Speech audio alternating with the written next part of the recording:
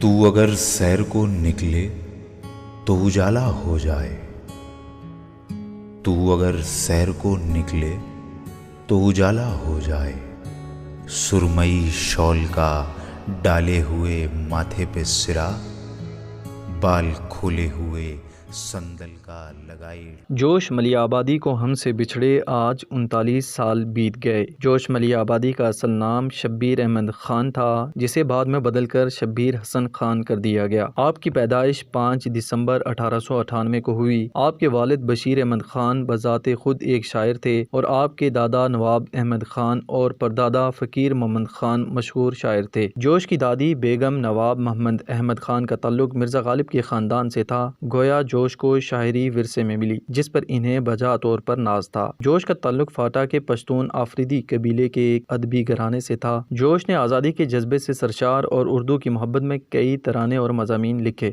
اور عوام الناس میں واقعتاً جوش بھر دیا، جس کے لیے ان کو شاعر انقلاب بھی کہا جاتا ہے۔ جوش نہ صرف بے مثال شاعر تھے بلکہ انہیں نثر پر بھی کمال حاصل تھا۔ حیدرآباد سے واپسی کے بعد انہوں نے اپنا رسالہ کلیم نکالا جو مالی مشکلات کی وجہ سے زیادہ چل نہیں سکا اور کسی اور رسالے میں ضم کر دیا گیا۔ انہوں نے میڈیسن کی تمام کتابوں کا انگریزی سے اردو ترجمہ کیا اور بہت اہم خدمات انجام دیں۔ چونکہ مزاج میں متانت کم تھی، اس لیے نظام کے خلاف ایک نظم لکھنے کی پاداش میں ان کو دربدری نصیب ہوئی اور نظام نے وظیفہ مقرر کر کے ان کی جلاوطنی کا حکم دیا۔ 1955 تک وہ ہندوستان میں مقیم رہے، پھر اس کے بعد بہتر مواقع روزگار کی تلاش میں آپ نے پاکستان ہجرت کی۔ 1943 سے 1948 تک فلموں میں بھی تباہ آزمائی کی اور فلم انڈسٹری کے لیے گانے اور مکالمے لکھے۔ جوش کے کل شعری مجموعوں میں روئے ادب، شاعر کی راتیں، نقش و نگار، شعلہ و شبنم، فکر و نشاط، جنون و حکمت، حرف و حکایت، آیات و نغمات شامل ہیں۔ ان کی نثری کتابوں میں مقالات زریں، خوراک سحر، اشرات، مقالات جوش، رانا عبدالبقی اور یادوں کی بہارات شامل ہیں۔